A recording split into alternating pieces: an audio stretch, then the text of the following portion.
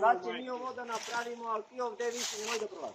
Mora tu da prolazi. Nema, zovemo sad inspektora za zaštitu životne sredine, vi ste haos napravili. Ovdje je na gori skidano, ovdje je iskidano, sve je iskidano. Idi tamo negdje, kude znaš, tamo znači ovdje više nemoj. A sad ćemo da napravimo. Pa kad iskidate vodu, vi vidite li da ste iskidali vodu? I mi ti pijemo kurac sad u ovu sušu dole požari, nema s koje da ugasimo požar. Vi da izvučete puku. Pa nema li ovdje... Sad zovemo inspektora za zaštitu životne sredine. Sve izvorite, ko ste rekli, niste vi sve izvadili. Sve Božu sad napraviti. Šta ste napravili ovo po šumu? Ko je dozvoli da se seče u izvorite kude vode izvire? Ko je dozvolio voda da se Ali sam ja kriv. Ti radi svoj posao. Ma on nije kriv čovek. Ti se deraš tu na zabe se deraš. On nije kriv čovek, nije su krivi što su ga doveli, ali ja jebi ga sad. Ovo neće